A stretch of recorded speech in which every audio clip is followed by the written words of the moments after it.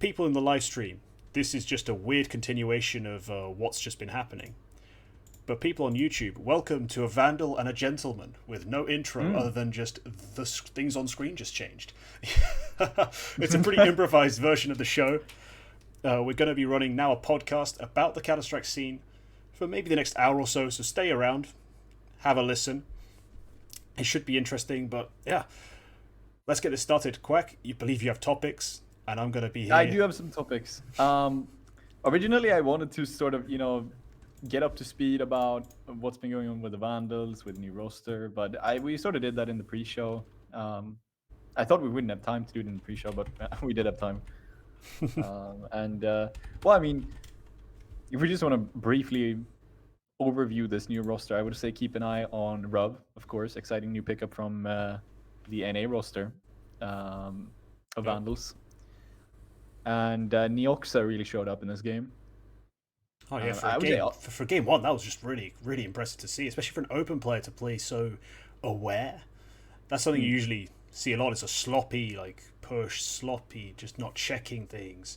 But Neoxa just all right, just every single player is supposed to be flunking, just you're dead, just every time, and it was pretty cool, to see that sort of just general game sense. Something I think we miss sometimes in open play, but yeah, overall. The new players look good. Let's put it that way. The new players are looking good. Yeah, the entire roster is looking good. I mean, I did see. I pointed out the repeat thing about Unreal. That sort of annoyed me a bit. He was going for a lot of repeats. When you're in a game like this, when you're up, what was it, 15-4, you can usually afford to go for those repeats more often than you would in other situations. And I mean, it makes sense if you're already, that much better than the opponent. You can sort of bet on winning fights that maybe you shouldn't, but yeah.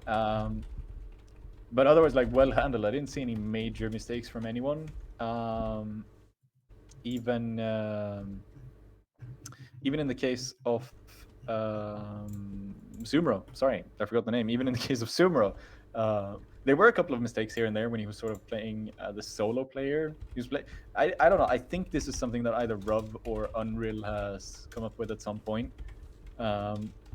Where they are playing 4 players towards B. They did this for several rounds. 4 players towards B and a single player, Sumro, over towards A in the apartments. And there were a couple of rounds where I thought he was playing way too aggressively and just wasn't, just went down a bit too early without much to show for it. But I don't think that's... I don't think it was a big mistake or anything. In fact, the way the game went, Bagar never really accelerated off of that. So, No, new guy's looking good. Sultan, not really a new guy. He's a returning guy. Yeah. I mean, I remember him as an AWPer. I think Unreal's exact words before the game for why this was a him AWPing situation was just, as he put it, to avoid confusion, just as its own familiarity with his own system.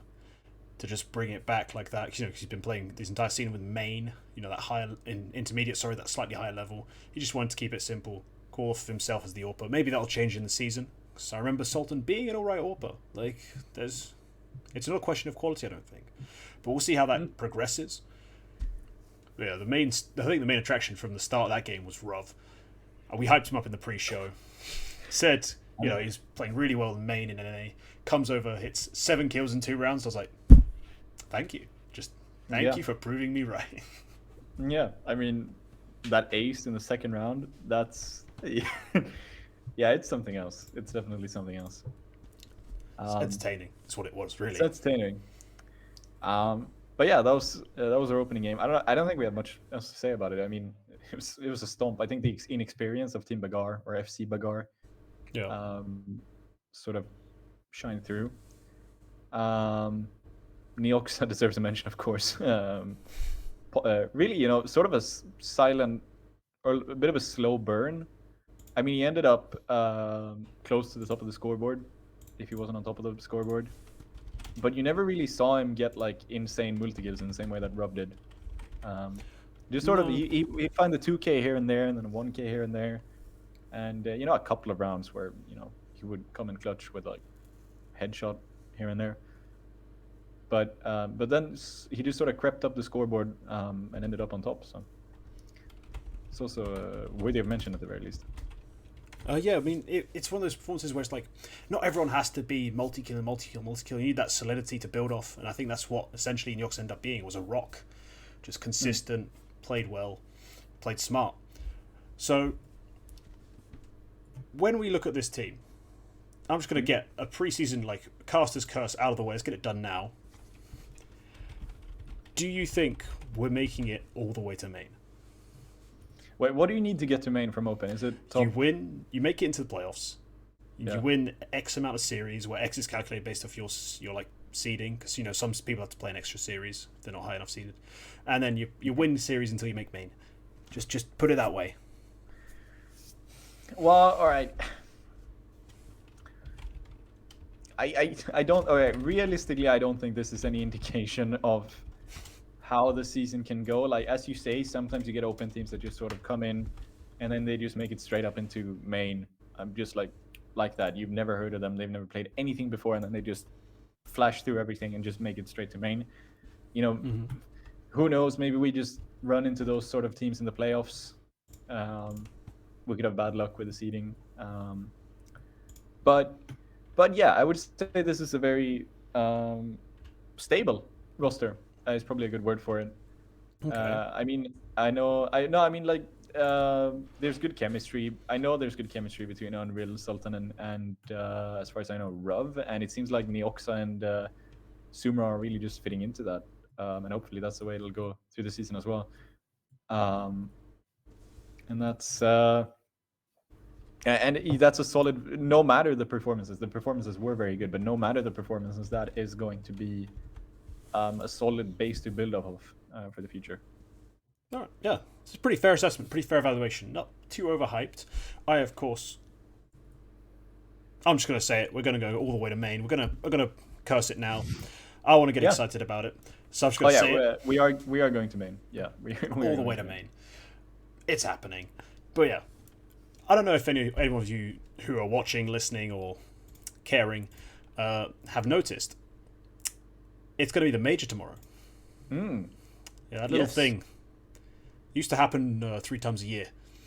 Happens once every 3 years now. There's like not a substantial, but a noticeable proportion of the Counter-Strike fandom, I would imagine, who have never seen a major live. Yeah, that's weird. Yeah, anybody who started watching. I mean, and you would still sort of consider them seasoned CSGO fans at this point, almost. Because they're 2 years in the making. If you started watching right after the Berlin Major in like October of 2019, you would at this point have been 2 years into being a CSGO fan and never having watched a major live. Yeah, that's kind of wild. Yeah. I think. But yeah, we are going to. Oh, yeah, sorry. I think 3 years. After 3 years, I'd watched a major live in person, and I'd already watched 7 other majors before then. Jesus. Well, so I started watching 2015. You know, there were 3 back then every year. Oh yeah. So the volume was a bit more present. So I had racked up quite a few major watches in the. Just in the Counter-Strike sense, just like over that short period of time, I'd watched a lot of them, and then I'd watched one in person when they came to London. So I feel kind of weird saying people are like, basically, who know the scene in and out. In 2 years, you can just know the entire scene, and then just for them, a major's just a thing. That's why they keep talking about the Grand Slam like it's a big deal, as if it's not just 4 events you won. They keep going, it's bigger than the major. Right? It's just not. Okay. It's just not the major. Like, me winning 17 games of tennis against the random people is not the same thing as me winning a slam. Like, a Grand Slam is worth way less than just the majors. The majors are the majors for a reason. I mean, no one brags about how many FA Cups they've won. It's World Cups. It's Champions Leagues. It's the stuff that really matters. Like, that's fair. I hate this attitude that the majors aren't as big a deal because we've got the Grand Slam now with millions of dollars thrown at them. It doesn't matter the money that's attached to it. It's about the event itself. It matters way more.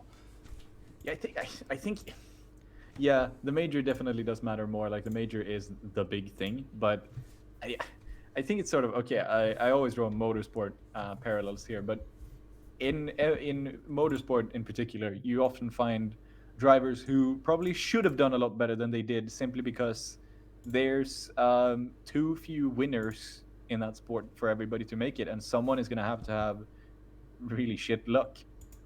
And for them, they always find these other things like, oh, this guy became a Le Mans champion, and this guy became an IndyCar champion, and this guy, you find all of these other categories to put them in. And you want to say, oh yeah, an F1 championship is the best thing you can do. Yeah, sure, but everybody sort of finds their own meaning.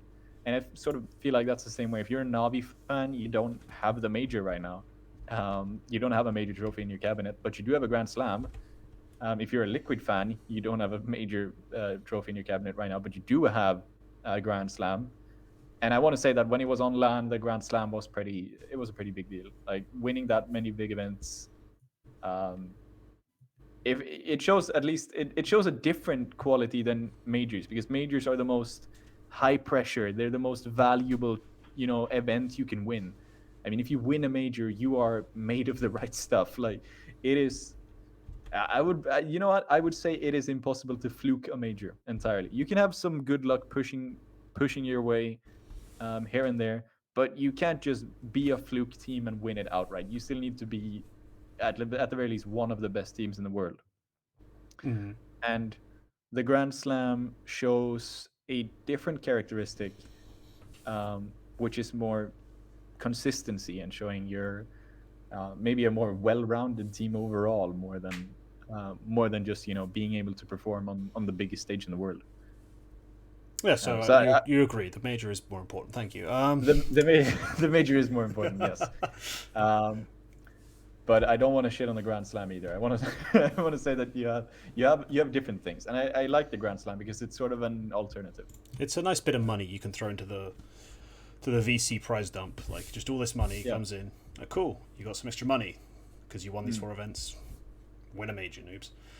But if nothing else, all right. At the state things have been since the Berlin major, things aren't looking very good for Liquid's major chances unless they make a major turnaround. Major.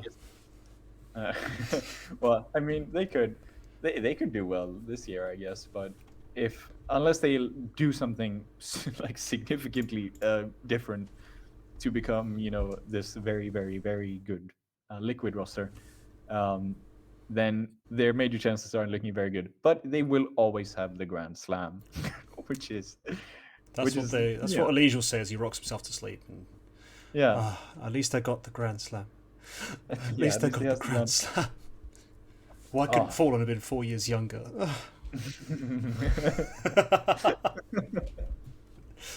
Yeah, fair.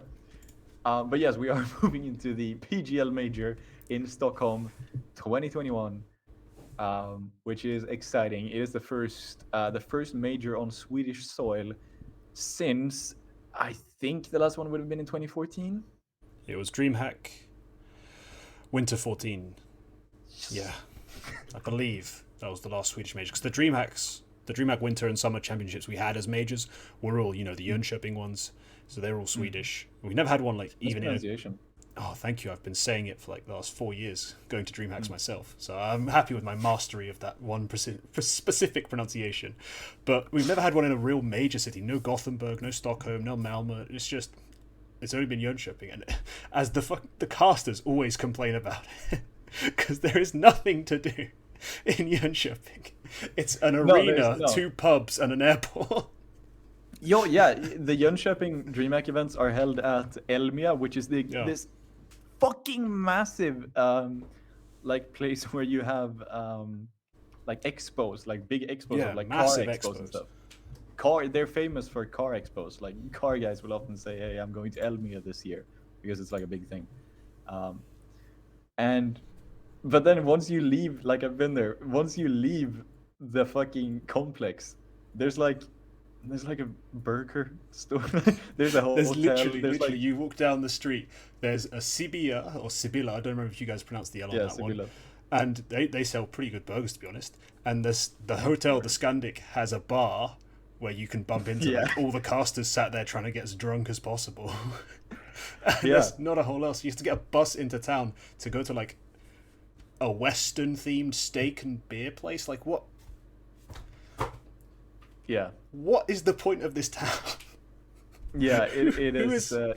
Put some money in there. Like, what's the point of all these taxes if Jönköping is going to be this empty? Like, well, I swear. Yeah. No, I mean when you talk about when you hear about the Cologne major, I've never been, but when you hear about it, you always people always talk about how the great thing is not always watching the CS. The great thing is being in Cologne and being around people who like what you like and yeah, doing what they being in Cologne is like the big thing. Like being in Cologne with this massive amount of people and just spending time. That's what people talk about, and you can't really do that in Jönköping. But I'm happy that you are going to be able to do that in Stockholm. Yeah. I'm not going to be able to go, unfortunately. I have exams, which is kind of fucked. A coward's excuse. A coward's excuse. Yeah. Real man accepts failure just for that moment of greatness. Fair. Yeah, I should have gone. I think there are still tickets for the quarterfinals, but I mean... Yeah, I mean, who wants to watch Liquid get eliminated? That's just... Yeah. No, what do you mean? They're not even going to get to the quarters. No, that's true. Just out in the group stage. 0-3. Pick them, lock it in now. You can't even do that stage yet, but lock it in. It's happening. Yeah. That kind of brings us into what we're planning to do, right? We want to get some predictions done, don't we? Yeah, it is interesting that you mentioned the pick'ems because I was going to call these mini pick'ems at first, but that's sort of boring. So, Quackems. We did this. What? Quackems. Quackems. Quackems. Yeah, this is our major Quackems. We should have did this for EPL. It's like a man with a lisp talking about a particularly big Kraken. I'm sorry, I can't. It's a major Quacken. Yeah, that is good. But yes, serious. Yes. Serious. That's good. Fuck, I fucked my camera up while I was at my desk. No, yeah, major Quackems, and we have we sort of did this for EPL, but there we could go group by group. As the major is built into one big Swiss stage, we don't really have separate groups to do this for.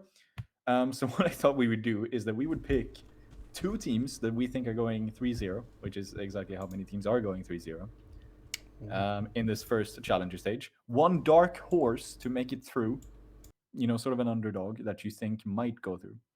Okay. And a player to watch, a single player to watch. So we're doing this challenger stage first, right? Yeah, challenger stage. It's sort of hard to do it for the legend stage.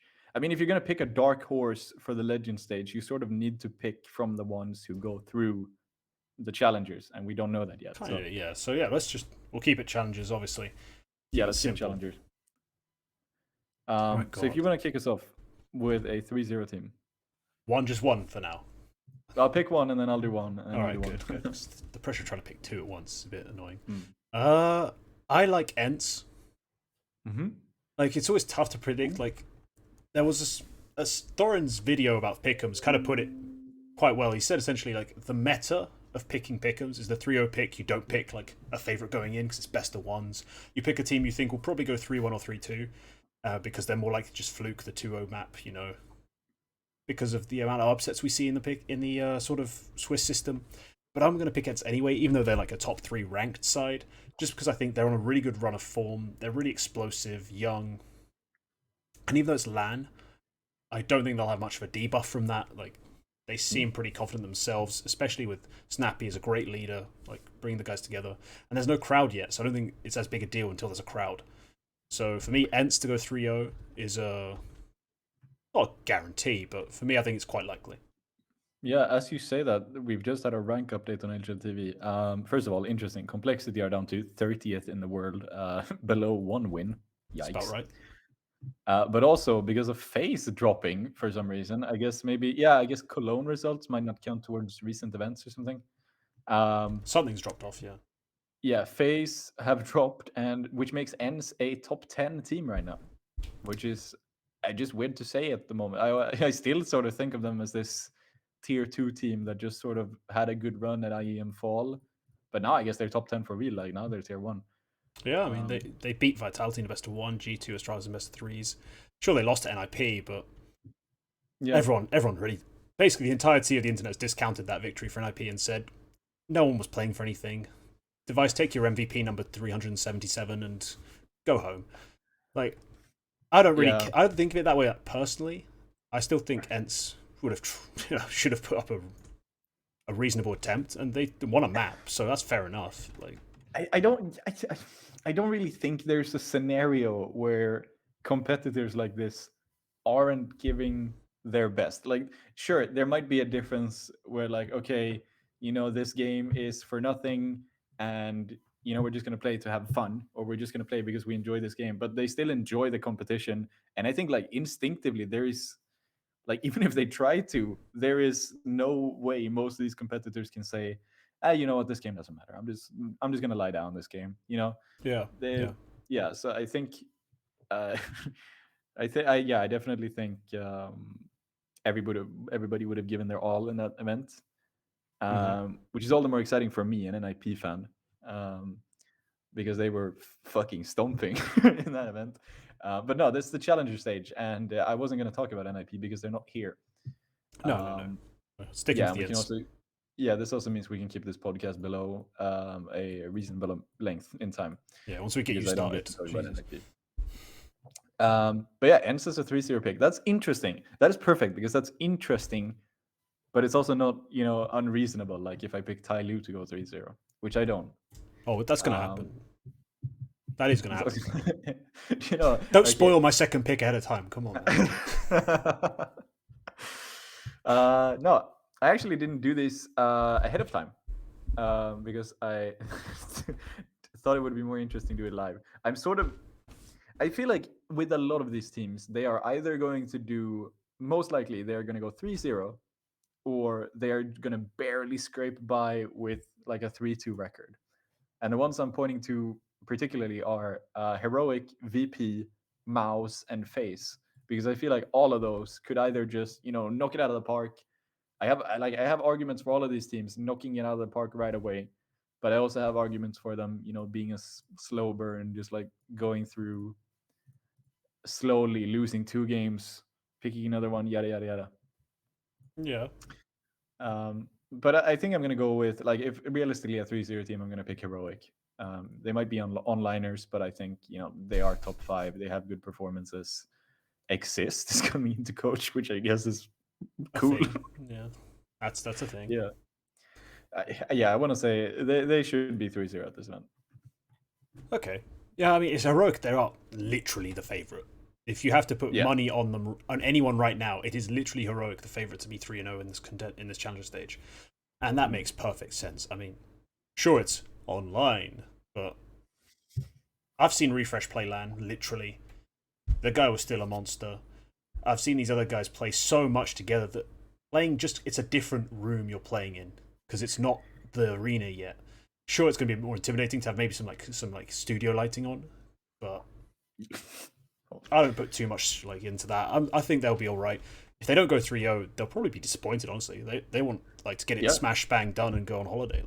Well, not holiday, but have a nice day of rest off. Maybe get ready mentally for that much tougher slog that will be the contender. Well, the contender, the not champion stage. What's it called? Legend stage. Legend stage. Next That's one is Legend confusing. stage. No. But yeah, I think they should be. They should be a favorite. If we're going off of ranking order, them not going 3-0 would mean losing to ENCE or FaZe, both of which it's possible, but yeah, that would be a disappointment for Heroic. Astralis the second highest ranked team. Yeah, but if we're going off ranking, Astralis would be the other 3-0 team. Oh, sorry, my bad. Yeah, I'm thinking like if the ranking order is the order where they finish, then Heroic is 1 3-0 team and Astralis is another. That's the way I'm thinking. Okay, but yeah, fair enough. Yeah.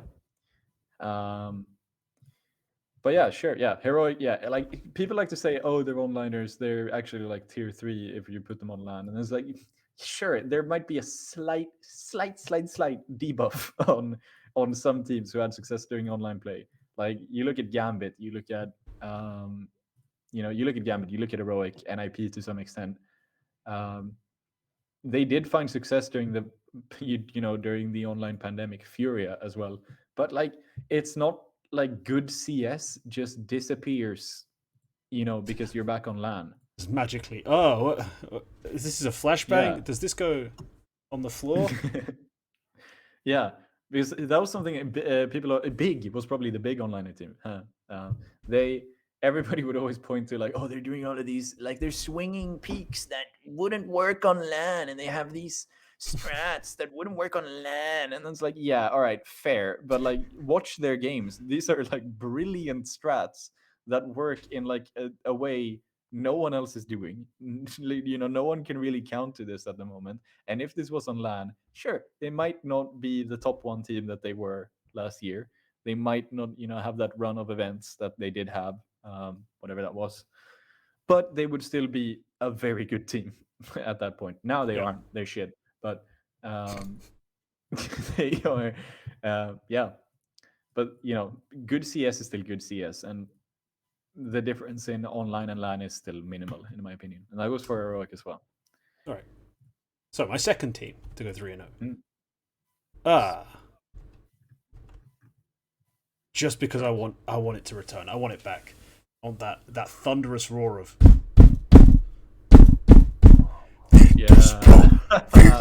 from all the Polish fans. I want VP go 3-0. That is my favorite thing in all of Counter-Strike, is just that chant. Like, as simple and stupid as it is, it's way better than the Astralis children screeching that same thing. Virtus Pro are the team I want to succeed. Like, I don't care if they play a sketchy, like, min-max Counter-Strike style. I think it's kind of awesome that they're just doing it, no matter what anyone says. And the fact they brought in Flit for Sanji just goes to me, like, they're going all in. They're just like, we're bringing as much firepower as we can. Buster, Kicker, figure out which one of you is going to do the flashbangs and saving now. We've got another big-time fragger, a big-time prospect in the region. And we're here to just mess some shit up. Just go ham. Prospects, never heard of it. But yeah, this is going to be a fun team to watch. I think they've just got better, just objectively better. I never figured out how Buster and Kicker were supposed to be not supports anyway, watching them play a lot of the time. So, well, Buster sometimes, you got the second AWP, but Kicker, like, I just see him just run through a smoke, like, on the opposite side of the bomb site. I'm like, that's a support. So they had like 3 supports in my books essentially most of the time anyway. So they've upgraded. I think it's great. Yeah, absolutely. It's a very exciting roster. I've always liked Flit. And he's been so good, man. Like, he was close to joining Navi in 2019, I believe. There was that whole report about like Navi wanting to get Flit, but Forza decided that he had a $1.5 million buyout, and because they just didn't want to let him go. And then but now I guess he's benched. Interestingly, HLTV still lists him as being benched on Forza and a stand-in for Virtus Pro. I don't know if that's like the official status. Yeah, I don't know what's going on with that. Yeah, Yakinder was talking like, this is like, oh, the future to come. Like, Flit is going to be on the roster, which I suppose is the point. But like, I guess maybe in some official sense, he has to be a stand-in with the RMR or something.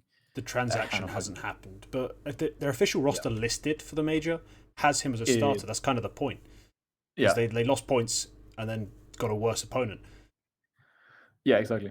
So VP is a good pick for 3-0. I like that. Yeah, thank you. Now, all right, here's my pick. My second pick. Hits the quack pipe. It's a slight quack pipe. It's a slight quack pipe, but it's not like Renegades. It is Mouse. I actually think Mouse can go 3-0 in this event. Okay. I think it's unlikely, but I think Mouse definitely can go 3-0 in this event. They've got the shitty logo debuff, so I'm not sure that's going to work. No, okay. They have an easy first matchup versus Sharks. I mean, if they lose that, they're not gonna go. They lose that, they're going 0-3. Just next. But they should beat Sharks. Then, of course, it depends on the seeding. I guess someone might have calculated what their second matchup would be, but like there are some teams that they should be able to beat, like the Big Entropic game and the Movistar Renegades game. Mouse can definitely beat all 4 of those teams. I want to say Mouse can beat ENS.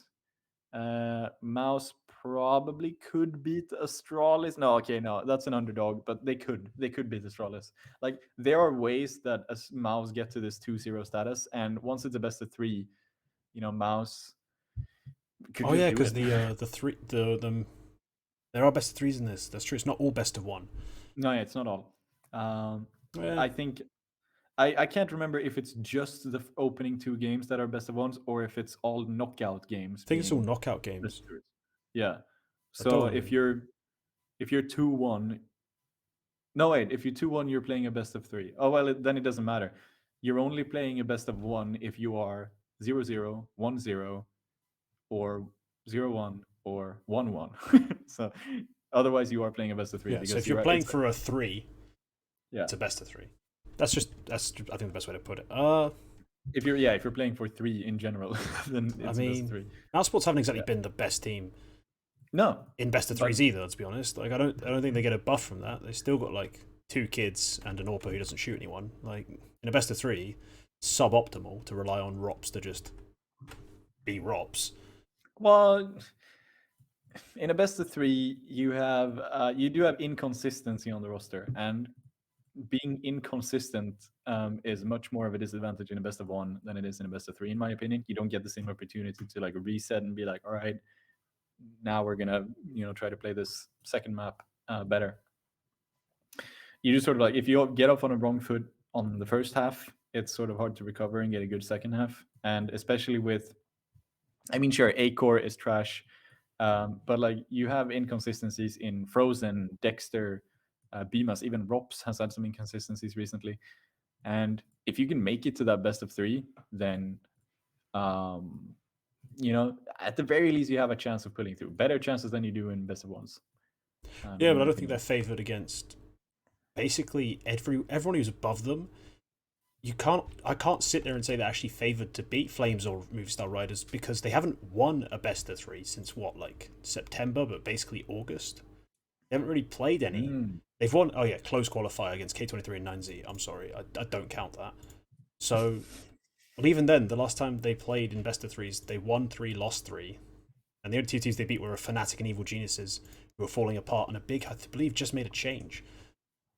Like, Fnatic hadn't even made their. Oh yeah, Fnatic had just made the change. That's right. If they were falling apart realistically at that point, it was a mess.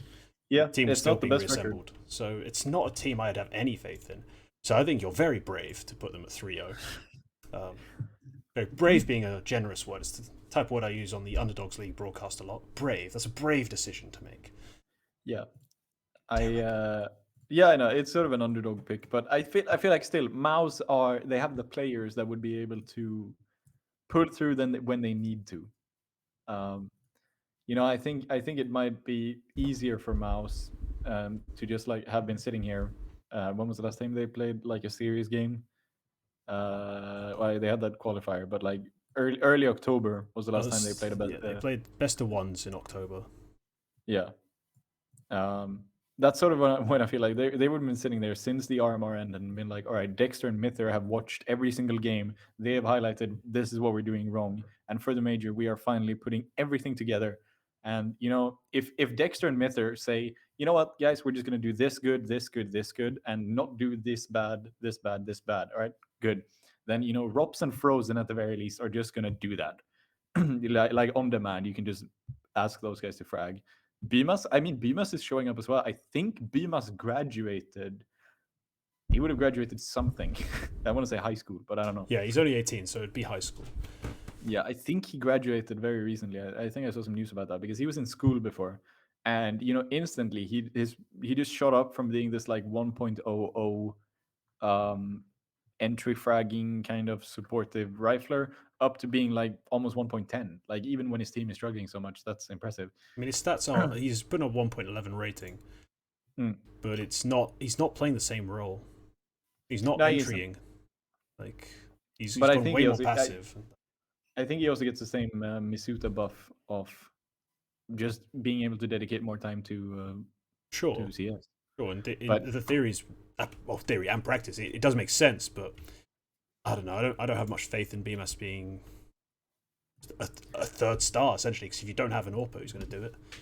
Yeah, no. But like, if I had to pick someone to like just show up and just like blow the pants off of everybody, I would say I would say Heroic first, but then Mouse. Okay. Yeah. All right. Because you're also not ready for like when you go into a series versus Mouse, you're not going to be thinking, "Oh, this is going to be difficult, guys. We need to prep hard." Like you might actually go in thinking like, "Okay, we know their weaknesses. We're just going to play to their weaknesses," and then, boom, their playstyle is completely different because they've been prepping for like a month. Boom! Acor puts the crosshair on you. Yeah, Acor actually moves his mouse.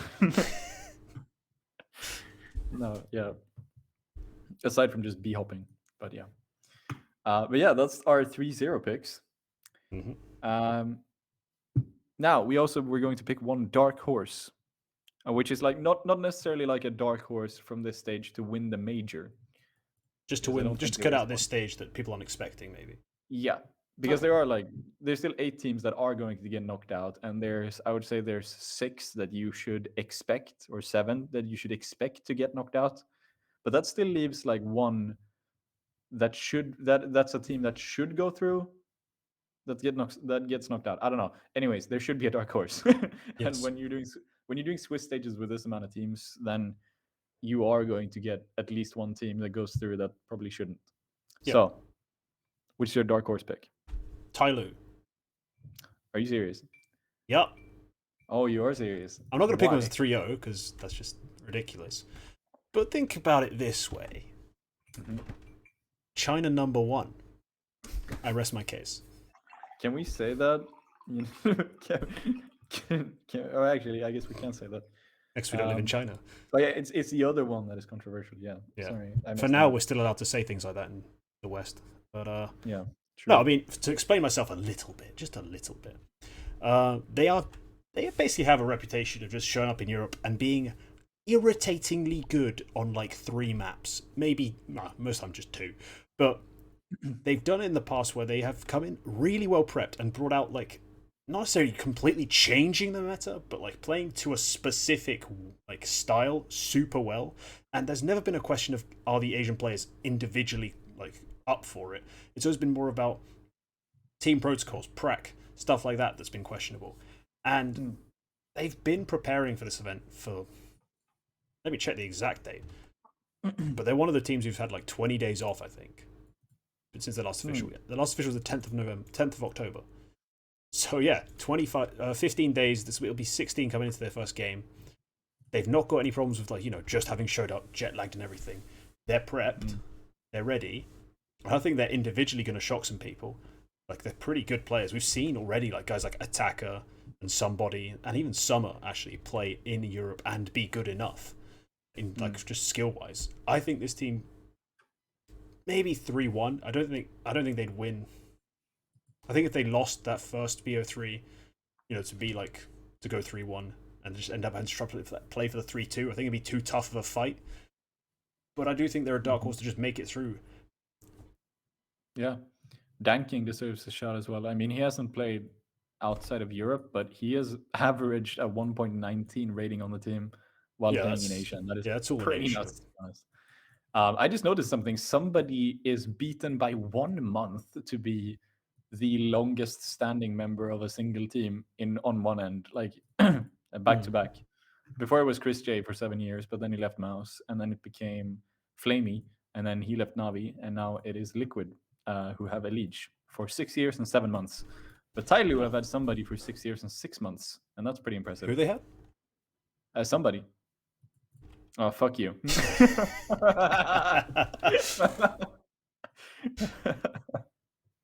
Yeah, they've been around a long time, Tyloo. Yeah. It's just not exactly this roster. They've been changed. Like I remember Excura at some point played as like an AWPer, but yeah, this all Chinese restaurant. Oh my restaurant roster. I'm hungry. This old Chinese roster. They should be, I think, just like a shock to the system. That will just show up and just be like, hey, we can play Counter-Strike, and people will probably let them play maps like Inferno. They'll probably let them play maps where they can just feel comfy. Like Vertigo was also a map where they have a ridiculous win rate, but it doesn't mean that much. But Infernos, the Ancients, like I think they'll be so well prepped on certain maps that You're really going to want to watch out for them. I think Dark Horse is Yeah. the perfect tag for them. And no, we're Dark not Horse cutting is a any good of that. shout, We're leaving that all in. Verbatim.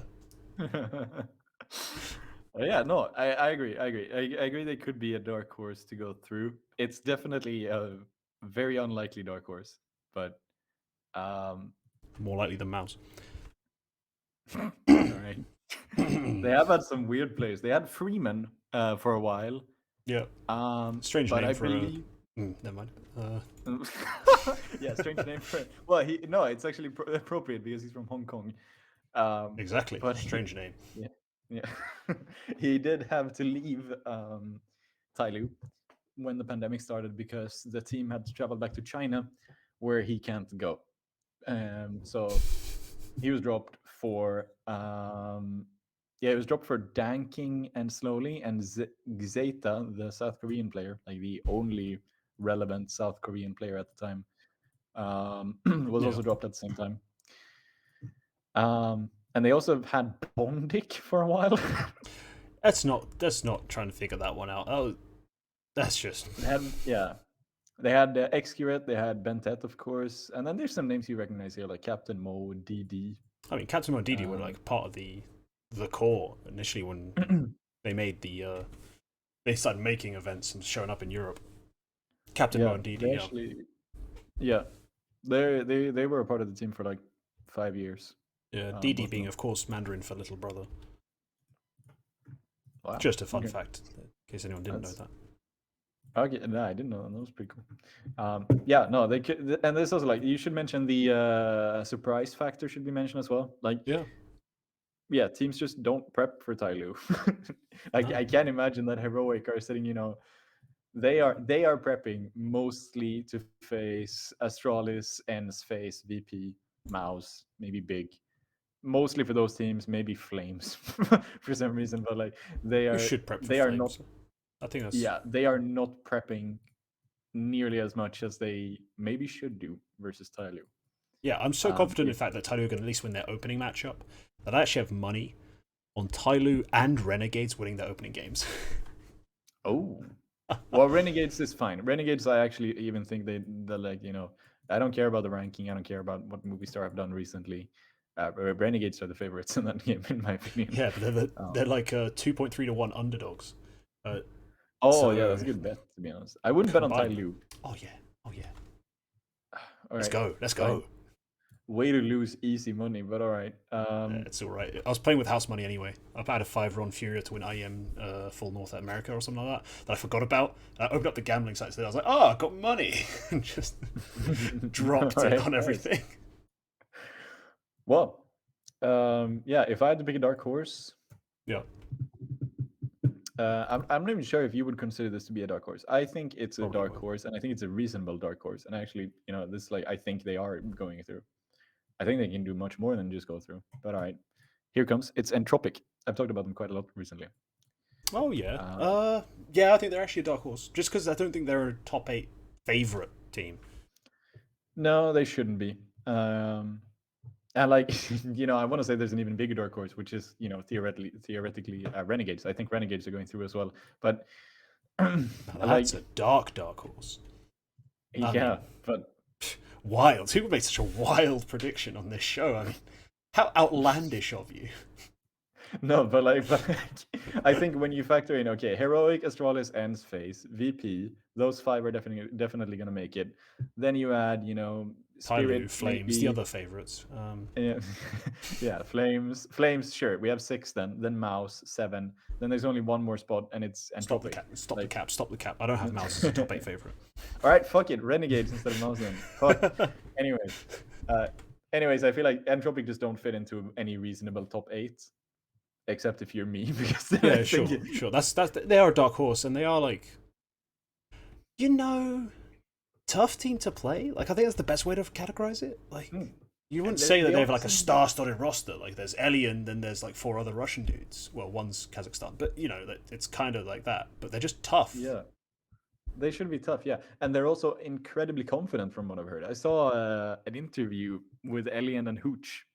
And like, they were so calm. Like, Hooch was just sitting there like, yeah, we want to make top 8 at this major, and And then the interviewer was like, "Do you think it'll be difficult to this major, considering you don't have a lot of experience and whatever?" And it's like, "No, it's gonna be easy. Like, I don't think it's gonna be very hard." They were like, we do often get that from CIS teams, though, don't you? Like, they genuinely feel quite confident in their abilities, and I mean, this year especially, they've backed it up. Like, yeah, something he mentioned was specifically why it would be easier was because of the international play. Like CIS teams playing versus NA teams is a different beast to playing versus European teams or other CIS teams or Asian teams. And he sort of felt like when it doesn't matter where you're ranked or like how good you are, you can you can beat an NA team if you're a CIS team just by having a different style, and like it's all to play for. And that was pretty interesting. And just like that confidence was like, you know what, they actually just might make it. But there's a caveat, okay? Because if you're going to go through this roster, all right, I want to say Nickelback is a decent IGL. Sure, he's done pretty well. I think he's done a good job generally. Yeah, there's not much to complain about for Nickelback. He has some history in other teams. I was surprised to find he has actually never played a major before, but then I realized this core is his only relevant team ever. Except for Prosto, who were relevant for a bit when they were just hard carried by Yakinder. Pro 100. It's Prosto in Russian. Oh, Pro 100. Okay. Yeah. 100 is sto in Russian, apparently. So someone told me once that, oh, no, it's actually supposed to be Prosto. Wait, Chopper was on Pro 100? No. You're mixing up the teams. Nickelback.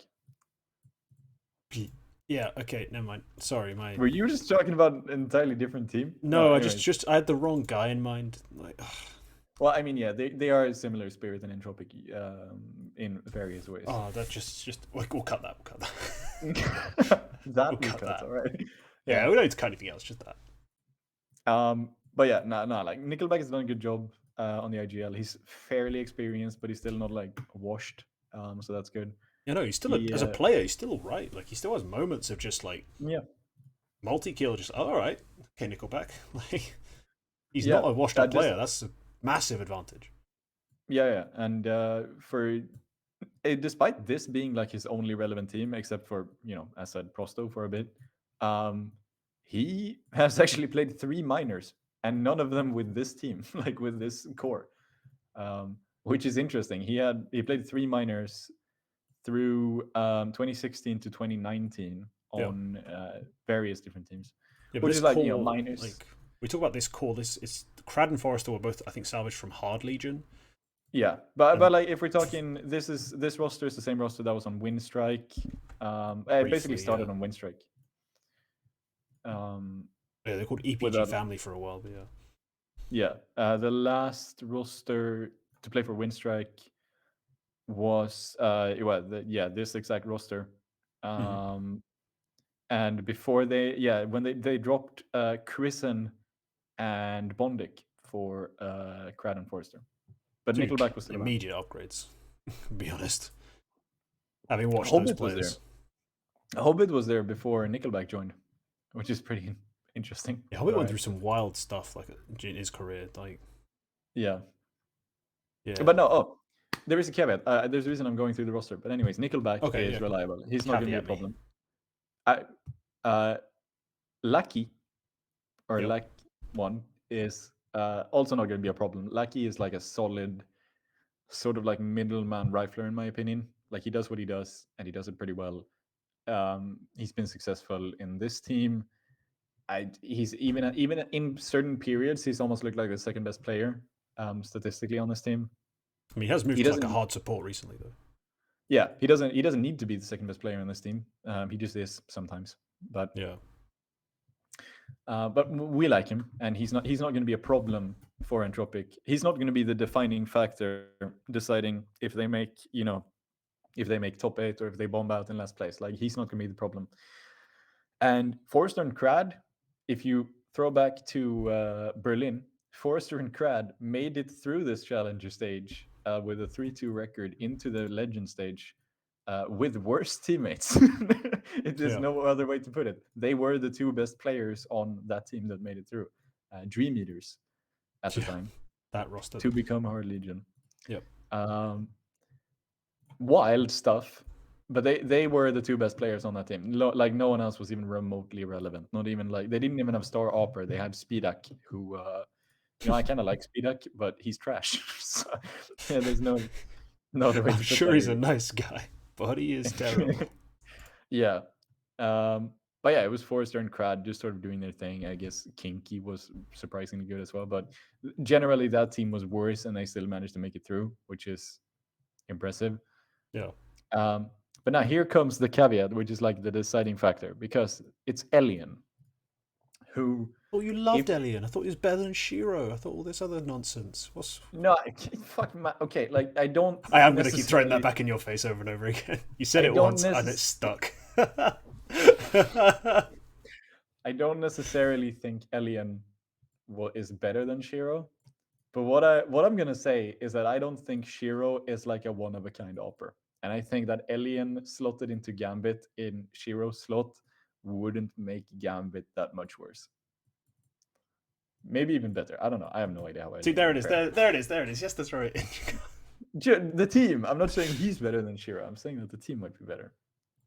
Because like no, like the heart and soul of Gambit is Hobbit, Axile, and Nafany. Those are like the three important pieces. Then you have Shiro, who just is a great opper, but Elian is also a great opper. You could put in fucking, I don't know, what's the guy on One Win's name? Deco. You could put him in. Maybe the Gambit would still be good. I don't Where fucking is know. it? Where's my fucking cap? There's my cap. Okay, just all of this But cap. No. All of this. So much cap. All right. Big cap. Nice cap. Thank you. Way. Signed by the best player of all time and some of his teammates and a coach. All right, fair. No, but the reason why Elian is a caveat is that he has fucking insane statistics on this team. Like since joining Entropic in 200 maps, he is 1.20 rated, which is pretty nuts for an average. Like no matter what level you're playing at. Now here's the thing though: when you sort his statistics based on any relevant ranking, Yeah, like his he good opponents. starts to look like OC. Exactly. Yeah. Yeah. He's 1.07 versus top 20 opponents, which is not bad, but it's not 1.20. Yeah. And yeah, you sort of expect more, and that's why this is sort of a caveat. If he can overcome that and show up on a major stage, then Entropic might even go top 8 in my opinion. I mean, if he plays against some of the best teams in the world, like he does against the ranked like 28th team, like Dignitas, then sure, yeah, Entropic are a realistic pick to just go deep. But the problem is, if you look to the last 3 months against the top 20, he's putting up literally average numbers, a bang average for any player numbers. Like, it doesn't exactly fill you with a great load of confidence, even though he might have plenty of it. Yeah, like there's 0.66 kill per round. Like, is that all? There's no data basis. Like there's no data to base that opinion off of. Like, yeah, he should do that, but I think he could. And I'm choosing to bet on. I'm choosing to say that they're a dark horse to go through. I think they could go through even if Elian doesn't put up 1.20 numbers consistently. Yeah, but no, that's realistic still. But like they could go further if Elian really shows up and keeps being himself, because I think it's mostly a mind thing. Like it's not like Elian is a significantly worse opper than the tier 1 players. I think like it's probably it seems like it's just a mindset thing. Like, oh shit, I'm playing against Astralis, what the fuck do I do? Like They keep flashing me, it's not fair. yeah. But maybe they can work through that, hopefully, because I like them. Okay. Yeah. That's the dark horse picks. Now this is like the most interesting part: a player to watch for this challenger stage. Oh crap, I was supposed to prepare this in my head, but I didn't. Alright, let's just... I'm just going to whip it out again. This is overview, please. Oh, for crying out loud, I went to the wrong page. Alright, here we go. I've got the list of players in front of me again. Just so I don't talk out my backside. I have so many to pick from. Like, I have so many that I want to mention. Like, even teams I think are favourites to go through, I'd still say like they have individual players that could shock or like really like impress. But let's pick one. Yeah. Just to watch. Now Now, as interesting as of a prospect as Xiphon is, I don't want to pick him for this because when I say want to watch, people are going to go, "Aha, I'll watch his POV," and I'll be like, "No, you'll get bored to death." He's a hard anchoring, no move in type. Like he does his job really well, but I wouldn't want to watch him for 45 minutes, even though I have. No. It's anyway. Something that could be interesting, aside from the obvious flit, would be just to watch Yabby or Jabby. I'm not Danish. He's the other super young guy on Copenhagen Flames. He's basically, as the two guys have progressed and got better in their roles, like their ratings have kind of like deviated because they used to be both like 1.07 to 1.09 consistent, and the team would do like pretty good against tier 2, but never put up big fights against the top teams. Then this run recently, it was basically been their divergence, where Jabby has all of a sudden become really good in his multi-kill, big impact spots, and Xiphon's become really good in his passive anchoring. He's like clutched way more as well. Like, so his rating hasn't gone up, but Yabby's has massively, and that's just because he has started to excel and feel more comfortable taking that responsibility. I think that fragging, and I think that should continue. Roy didn't look that hot in the IM fall, but Yabby stepped up and delivered, and I think that should continue. Well, I really hope that continues. And as a player to watch, I think Yabby is just kind of interesting. Yeah, it's a good Especially pick. for someone, he's still 17, or is he just turned 18? He's basically 12. He should have just turned 18. Yeah, he just turned 18. But yeah, still. Maybe like a month ago or so, because he wasn't in the bottom. I don't think he was in the bottom 6 lowest aged players. He is. HLT covered. He is. Oh, he is. All right. Yeah, he's in that. He's above Bimas then. All right. Or he's slightly older than Bimas, I believe, because Bimas. Yeah. Anyways. He is a young boy. He is a young boy. There's a lot of young boys. Those are mostly the ones that you want to put on your ones to watch, since that's like the most exciting. Maybe you have like an in about one of these Brazilian or Oceanic players. Like maybe one of them is exciting that no one else really knows about.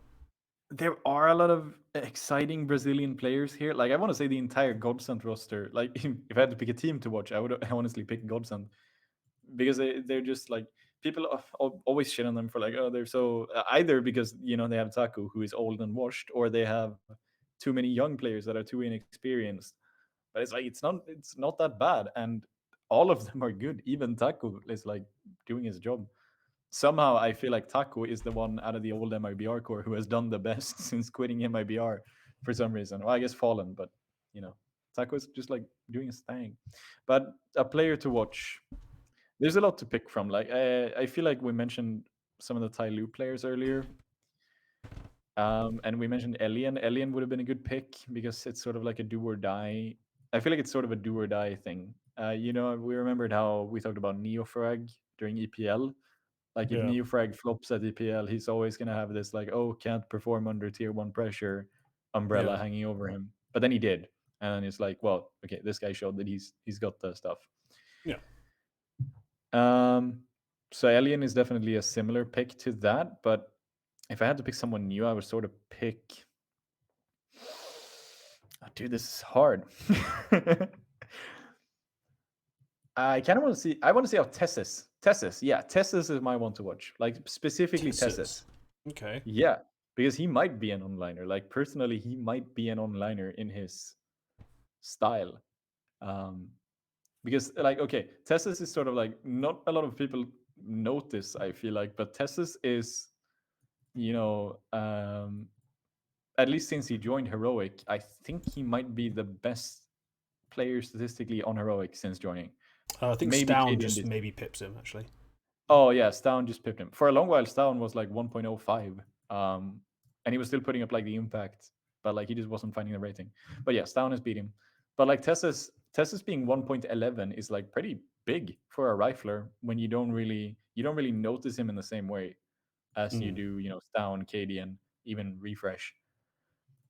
And I think, seeing how Tessis does on his first, big major stage, it's Down as well for that matter, but seeing how Tessis is going to do is going to be pretty interesting for me. Okay. You can say the same about Searson. Like Searson was one of the guys they actually, like, everybody talked about. Like this guy is a fucking onliner because you just go for like these super wide swings with the op, which is like a fair argument. Like if you do that, it is naturally going to be better online than on land. I don't think it's a monumental difference, but like watching that specific, play style doing these super wide swings with the op, if that works on LAN or if it doesn't work on LAN, then that sort of decides his fate if he's going to be an onliner or a LAN player.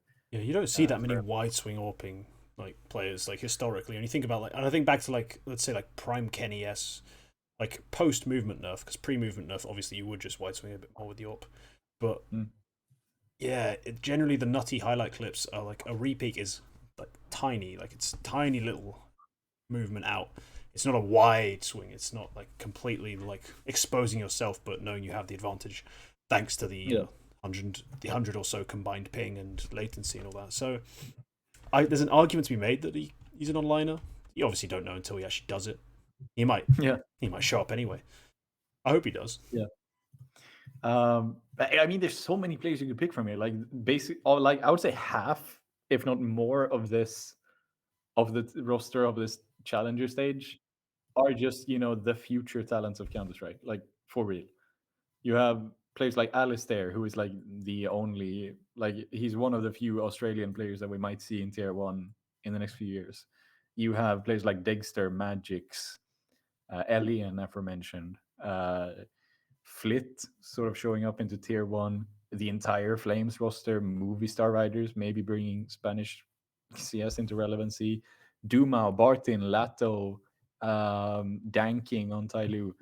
Like all of these guys are like eventually when players like Kerrigan, Olaf, Rain, Snappy, when they sort of drop off and start to leave the game, as a lot of their contemporaries already have done, and eventually Cadian is going to be washed. Who's going to be there when Cadian is washed? Well, probably a Flames player is going to be there. Maybe Nico does. Who knows? Maybe Niklas can call. They'll offset his. I guess he can hop. Niklas is an AWPer. But I was just thinking, like, I don't think he's that good. So I was like, if he calls, maybe he is worth having on team. I don't think he does. Who he calls? Yeah, no, I know who he calls. Don't worry. I'm saying, but if he in the future magically started calling, like Cadian did, seemingly out of nowhere. Oh yeah, Cadian too. But like a lot of these players, you sort of want to see how they do in their first major, because for a lot of these guys, some of these guys are just going to play this major and then disappear forever. Like I can't imagine. Sharks have been largely irrelevant in the Brazilian scene for months, but then somehow they get an RMR, qualification. Yeah. It should have been MIBRs. It should have been Bravos if first, and then MIBRs, and then there's a lot of Brazilian teams that just sort of moved to NA, and probably also could have taken it if they had just stayed in Brazil. I can't imagine we see Sharks as like a regular. I can't even imagine any of the players on the Sharks roster show up on like Furia or something in the future. Watch them go and win this major now you said that. That would be funny, but all right. That would be hilarious. Like some of these players are just going to play this major and then drop off and we'll never see them again. And who cares? But some of these players, guaranteed, we don't know which, but some of these players are going to be like, this is going to be their first major. They might go out 1-3. Who knows? But maybe one day they win a major. Yeah, maybe one day they go into a major and they're going to be like, well, this was my first major. And I remember when we did this. And then they win the major. And it's like, that's sort of big, especially with a 2-year delay we've had in the majors recently. Yeah, it'd be a nice story. I think I literally said it. I put out a video literally today about Zyphon, and I said at the end, like, it's not likely Copenhagen Flames go and win this major. Not likely at all. But if you look at this team, they've got at least 2 guys who, for the next like 5 years, minimum. I mean, in 5 years, these guys are like 22, 23, Yabi and Zyphon. We could see them at many more to come. They could be winning them in the future when we're playing Counter-Strike Source 2. Like, these guys are the future, and that's why it's important to pay attention. Like, pick up on the fact that they're going to be like this. This is going to be their play style. These are teams they can fit into, like in the future, depending on who needs what. I think they're really interesting prospects to keep an eye on. But sure. I honestly don't think much of this Sharks team. I mean, no, they don't even seem that young, do they? Like, half these guys are either bald or like look like they've had 3 kids worth of stress. Like, Yeah, and still only one of them has even been close to a big event. yeah, which two is of them JM. are 20, and they're the 2 best players statistically. Yeah. And no, I don't think too much. No. I do have one pick though. Like if I'm not doing like Tessus or Susan or whoever the fuck I said, Roy would be interesting. Not because he's like a young prospect, but because he has only played a single big event per HLTV's big event definition previously. Yeah. Like he has godlike stats right now, and he's been like a solid support player for like his entire relevant career for like the past 2 years or something. And that was solid. And now he's like stomping on flames. He has godlike stats.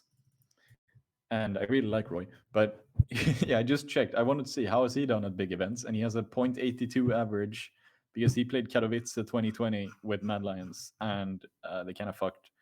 That was when Hunden was still playing. And yeah, they just kind of fucked up. And he just wasn't very good. And I feel like Roy in the past like 2 years has like solidified himself as this like old but very good Danish player. And like if he does well at the major, that'll be pretty pog. Like that would be pretty fucking Yeah, good. I mean, his stats are like, when you look at like top 20, just getting to the top 20, he's still putting up good numbers. The thing that made me the most like questioning of him in this coming event was like just the latest couple events they played, like EAM Full Europe. His numbers are good, but watching him play, he didn't look as confident. He didn't look as like assertive, and that's why Yabi was forced essentially to step up. So I don't think it's not that I don't think he'll be bad. I don't think he's going to be bad. I just think he's not going to be quite as good as we hope he is. I think that might be the issue that Flames face, is trying to replace that fragging, because Hooksy ain't going to bring it. No, that's fair. That's a problem for them as well. I mean, being that good, like consistently over a period of time, your team definitely starts to rely on you being that good. And if you just drop off, then that's gonna be a problem. Yeah. But yeah, that'll be exciting to see. Roy is my one to watch because a lot of people don't even think about Roy. The people who notice Roy really hype him. Like shout out to Tony. I don't know if he's watching, but shout out to Tony. He hypes Roy. He really likes Roy, and that's fair because Roy deserves praise. But but a lot of people just don't notice that Roy is even present. That he exists. That he exists. Yeah. And that's a shame. So my one to watch for Roy, or my one to watch for this major is Roy, not the other way around. All right.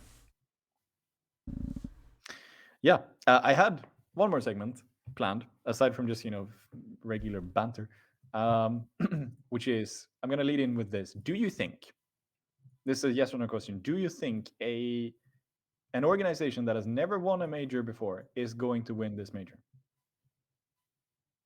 Like, think about the team that you think is going to win this major. Have they ever won a major before? And this is org we're talking about first.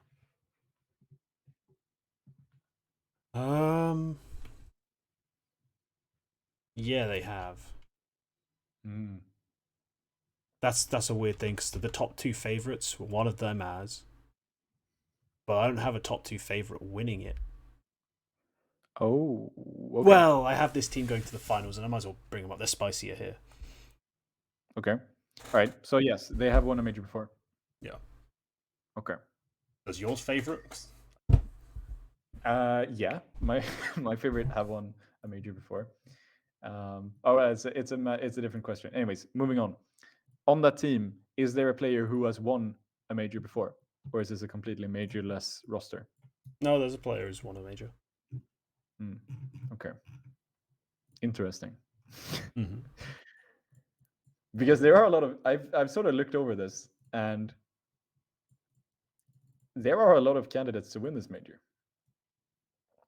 So okay, I'm guessing. Yeah, we currently have 32 teams, sorry, isn't it that? Yeah, we have 24 teams. Yeah, potentially win the major. Yeah, but I mean, there are a lot of realistic teams to win this major, or somewhat realistic. So yeah, I'm guessing that your guess is Gambit. No. Who's won a major? Oh yeah, Hobbit has, but no, it's not. Yeah. Oh fuck! Then I don't know. NIP? I have NIP making the final, and I decided, why not? NIP was my pick as well. I figured, here's because the thing. moment you said yes, I was like, oh, he's picked an NIP, the damn fanboy. Yeah, Ah. of course. No, I actually thought you picked Gambit. No, But okay. I figured you out. That was it. That's too bad. Oh well, but still, yeah. Like I think NIP is a team where like they annoyingly just keep not being terrible, even with two basically academy players playing, and Device is just god. Rez and Hampus as a combo of like surprisingly effective. Well, Hampus's case surprisingly effective like IGL rifler, like impact player. Rez is a beast. Best rifler in Sweden. Yeah. Sorry, Brolan. You're not playing enough relevant games for me to call you the best rifler in Sweden. So Device, Rez, Hampus, the two kids who surprisingly, they're their question marks, they're their weaknesses, but they're not complete dog. Like it does leave for some. It does let the imagination just tumble on. I could go. I don't want to go off on Nip too much, but like Hampus plays such a like unique rifle style where I feel like he's playing like an opper, but with a rifle. Like he will consistently peak top mid on Mirage versus an opper and just like peak window and win the fight. Like he can do that. He can just do that with an AK. Or sometimes there's like a clever smoke and he moves in like this perfect way where like he just dodges the op. Yeah, he's in some ways he's a bit art-like in that sense. Like the way he moves himself around the map to get openings is really art-like. Yeah, he moves himself around a lot. He's not like he even on CT side, like both on T side and CT side, you can't really say where does Hampus play on Mirage.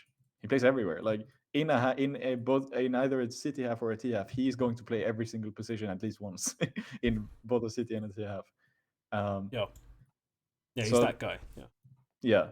He doesn't necessarily go for like a lot of openings. Like sometimes he's just like chilling, sometimes he's lurking, sometimes he's entering. Like it doesn't matter. He'll just do what he does. But mostly I just like how he sort of plays his own default where like sometimes it just feels like you should be holding an op, but you're not. Like you're holding an AK. And that's fair because he just makes it work anyways. But yeah, I don't want to go off too hard on NIP. Now I feel like the candidates for you can't really say the only realistic candidate or like the only likely candidate for winning the major is Navi, of course. Yeah, their favorite without any hesitation. That's why I literally have money on NIP making the final. I didn't want to go all the way and say they'd win it because I still think Navi is a heavy favorite going into the major, unless something goes terribly wrong for them.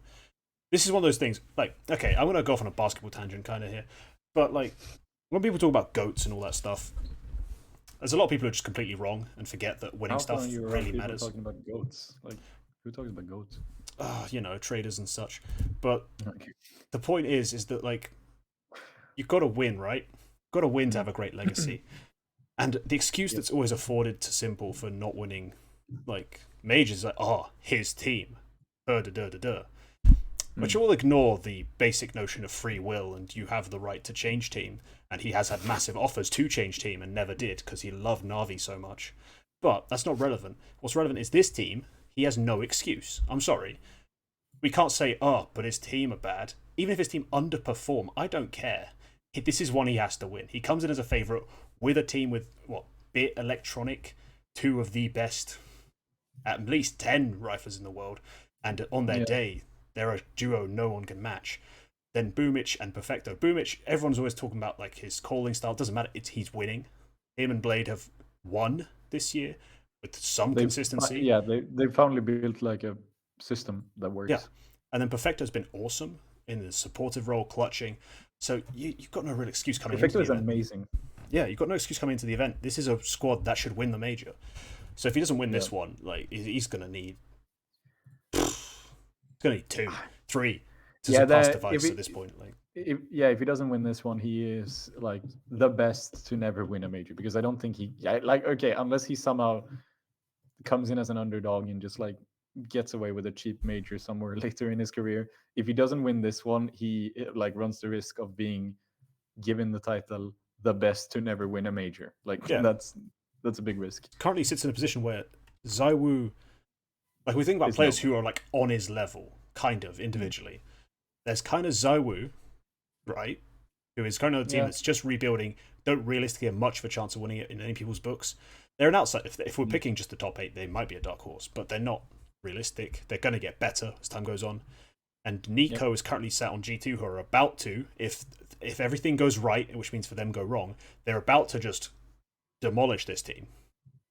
Like, there's no way this same 5 plays again if they don't finish top 4. Like, even if they make top 8, they're rebuilding. Like, he's going to have a better team. They're no longer going to be such heavy favourites. This is the heaviest favourite I think Simple will ever be to win a major, and he has to win it. Yeah, but first of all, about G2, I don't even think they are making top 8. If I have to sacrifice one team that should make top 8, like realistically, for someone who shouldn't make top 8, like some underdog is going to make top 8 just by the nature of how a Swiss stage works. And the team that I think are going out from like the expected top 8 is G2 in my book. But that was a tangent. What I had to say was, if the expected team going into a major always won the major, then NIP would have 2 majors, and Liquid would also have one.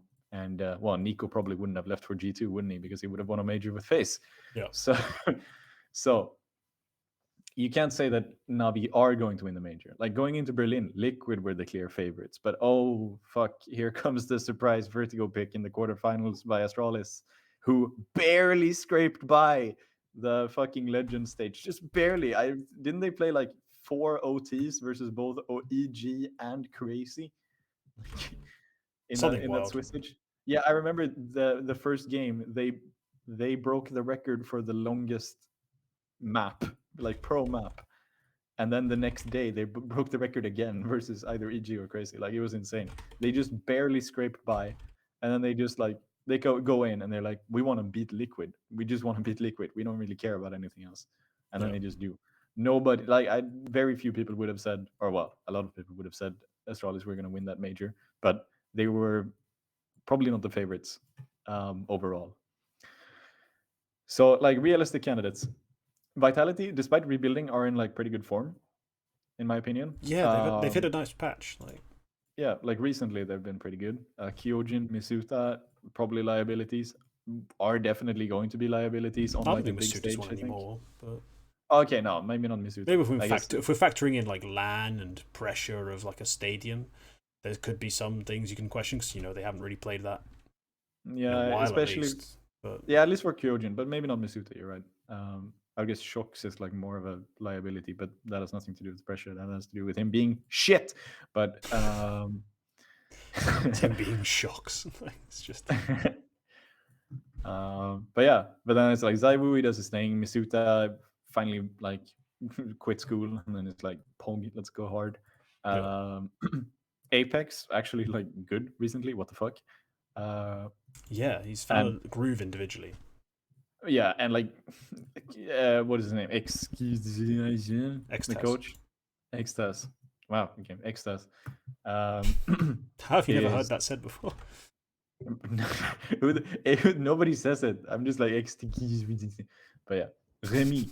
If he can turn Apex into like a top 1 level IGL, then he's a pretty damn fucking good coach. Like, and like the day Vitality win a major with XGZ, then he is going to be a Sonic level coach. Like, he is going to rival Sonic as like one of the best coaches ever. If Vitality win a major, maybe they don't, but maybe they do. And going back to the major, that's like Vitality are like a candidate for winning the major. NIP, as said, like Device is always a major candidate. Doesn't matter where he is. I would say this is the strongest NIP roster to at least to play in a major since fucking forever. Like, since I would probably say like since 2018 even. This is like the best NIP major roster. Maybe even 2017. Yeah, I think you can go pretty far back, considering some of the teams like, NIP have fielded for majors. Holy hell. Yeah, I might even say that this might be the best NIP major roster since they won their major. Because this is just like you already mentioned, Rest and Hampus, insane. LNC Plopsky, yeah, like LNC does his job, but like I'm not sure it's major winning. And Plopsky is a bit up and down. Like, I don't really like Plopsky on this team, but I guess he's taking a role shift that he sort of needed to take when Hampus, Res, and Device is like the main core. And I guess he's sort of just easing into it. And, in the recent few events, he's actually been pretty good. And maybe it's the perfect timing to put up like a good performance at the major. Who knows? Yeah. Then Res and Hampus, as you already mentioned, Device, always like a major candidate. And, for that, I would say that this, and then Threat, like Threat should be mentioned. Threat is already in my book like a Sonic tier coach, like the way he's just like revamped NIP since he came in. He came in when Get Right and Forest were still on the team, right after the Berlin Major, and the way he's just revamped the team since then is pretty remarkable, to be honest. And like when you hear him talk about the team, when you hear him, when you hear him talk about the team, when you hear him talk about the game, like you sort of feel like this guy absolutely knows what he's doing. So NIP is definitely a candidate. Gambit, they have to be a candidate for winning the major. Just based off recent form, you already have one major champion there, which is Hobbit, and you saw what experience Hobbit brought onto the table when he came into the team when they were online. Like Hobbit coming into the team was like the difference maker between being a top 20 team and being a top 1 team. Like that was what made them take the step up. Like imagine the step up they can take when that experience comes at a major. Like there's even more knowledge to just squeeze out of Hobbit on the major stage, which they haven't really found a use for before, but now they have. Yeah. And then G2, who just fucking suck. There's no way they're winning. But like, I guess Nico. I guess if the stars align once again, then sure. I mean, the Nico Hunter combo, like, they're pretty nuts. They're just those two. I mean, Hunter isn't the Hunter he was without Nico, on G2. But when you've got a guy like Nico who's going to get ridiculous amount of opening frags, and he's going to find a ridiculous amount of impact, and you just need Hunter to be, well, like he was in Cologne, basically like 90% Hunter, and everyone else to not be 100% bot. And you've got a surprisingly like effective team, annoyingly. So that's the big risk for them, is if they do well, they don't break up. Like they don't make the changes necessary to be a contender. That's a big risk. You mean if they do well, then they don't break up, which they should.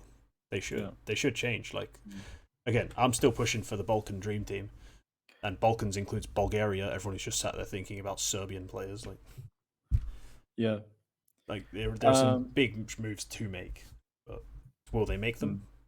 Probably not. Yeah, and like it should be mentioned about G2. Like, sure, they're in a free fall right now, but this exact like roster came to the Cologne final. Yeah. And if it wasn't for Navi and Simple just going God mode at that event, then that's like a fair fight. Like it wasn't that much of a stomp. Like they still go to double digits in all maps. There's another event. What was it? There's an event recently-ish. Hang on, I'm trying to look this up. They almost, okay, here it is. Yeah, is it this? No, I'm going crazy. There's an event basically recently where they lost to NIP. I think it was IM4. Yeah, they lost to NIP at some point. It's a big event. They lost to NIP, and it was literally because on map 2, they'd won map 1. Map 2, they have 14 rounds. And all Jax, Amanek, and Nexa have to do is to not shit the bed against Deagles to get 15. And there's a 3v2.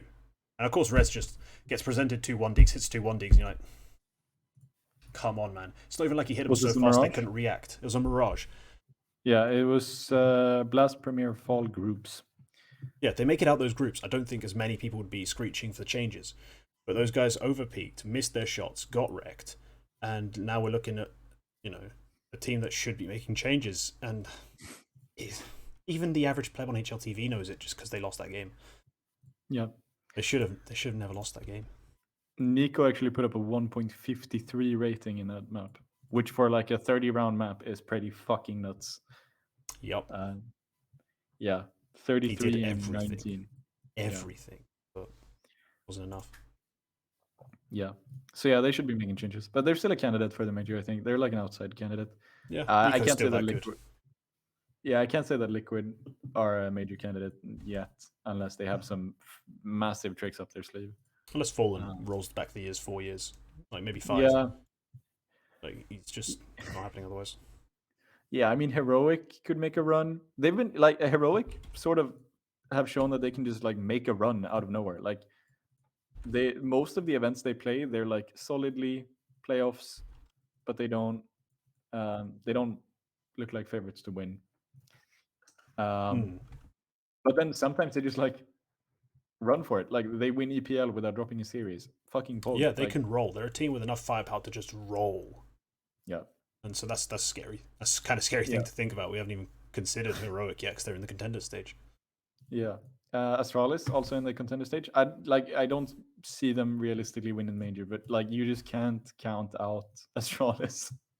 Like I don't care if Astralis replaced everybody with fucking Roy. Like last minute they just replaced everybody with Copenhagen Flames players. I still wouldn't count Astralis for winning the major. You never know. Yeah. They're still nuts. They still deserve a mention. More than that, I can't think of any like clear candidates. I guess I want to say that FaZe have the slimmest of chances because we have no idea what they're bringing to the major. I feel like FaZe is such an unknown quantity for this event. Because we know that Kerrigan is a god. We know that Twists is a god. We know that Brokey is a god. Kerrigan is not a god in the same sense. He's a god IGL. Rain has some pretty good form recently, and then Olaf. I mean, Olaf is just Olaf. He's just kind of there, but I guess he could be good. Yeah, as long as he's not terrible, this team has a chance to do something. I think they'd make it out of groups. Honestly, I think they might make it out of groups, and then losing the quarters in a tight series and be like, considering the state of our team, it's not bad. I mean, sure, they still need to. They make that upgrade. I don't think Olaf is going to stay on this team in the long term. Yeah, no. And like Twist, I read what Twist was saying about today about something about the major. He said that this was the best he has ever felt in a team going into a major, and that is saying quite a lot because he was in the team to beat in 2019, and that's just a feeling. You could say whatever the fuck you want, like, but like it still says something. But... yeah, it could be bollocks. No, I mean, to be fair, part of the reason why he left was because he wasn't feeling comfortable in his roles or comfortable in like, the team with the way the dynamics were. Like, I think it's realistic. It's not unreasonable for him to say that and it be honest. Yeah, but then maybe that also translates to him carrying them to a major. Who knows? And then he doesn't even need to like single-handedly carry them. There's Brokey, who's just nuts. God of Ancient. Yeah, and exactly. Maybe Kerrigan can like throw in some like clutch Ancient picks here and there, and then Brokey just like wrecks everybody. Yeah, Brokey seems so calm. The map picks, that's all he can do. Yeah, it's still valuable. Brokey doesn't really play much. He hasn't played a major before, which would like be going against him.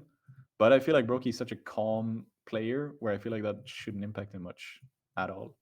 Yeah. Like, I feel like he's just gonna be like, nice, I'm at the major. I have faith in Brokey. Yeah, and then somebody's like, aren't you nervous going to your first major? And he's just gonna be like, no. That poor interviewer who has to ask. Yeah. he's just like, he's just like, no, man, I got the sticker, Pog. Big happy smile. Yeah. But yeah. So like FaZe are like they're the least likely candidate that I still think is reasonable to win the major. Sure, that's one way of putting it. I think that's fair enough. Yeah. But we are gonna wrap up this show. First AVAAG in a long time. Yeah. Yeah, that's where we're at. We've been going for a podcast should have been going for about an hour and a half at this point, I think. Literally, yeah. And it's a separate recording, so I don't have to upload, then cut and stuff. Oh, sick. I did the big brain. It'll be up on YouTube relatively soon. Producer team. Yes, he did his job right for once. He did his job right. But yeah, that's going to be it for today's show. Thank you for watching. Thank you for watching the Vandals game. You can follow, there's commands in the chat. If Hyperactive is still here, yeah, he's gonna start dropping them. And it's also on screen. It's actually on screen. Yeah, it's also on screen. Yeah, nice. Commands for my socials, T's socials, as well as the Vandals Discord, which you are very welcome to join. It's a very friendly community, very nice community. If you want to keep up with the games, keep up with the streams, plenty of content creators and semi-pro players alike. Well, yeah, I've been Quacke. This has been a Vandal and a Gentleman. This is the Gentleman, I guess. King TCS. The closest thing we have to one. Yeah, the closest thing we have to one. And yeah, thank you for joining us for the game and for a Vandal and Gentleman. And hope you have a good evening and goodbye. See ya.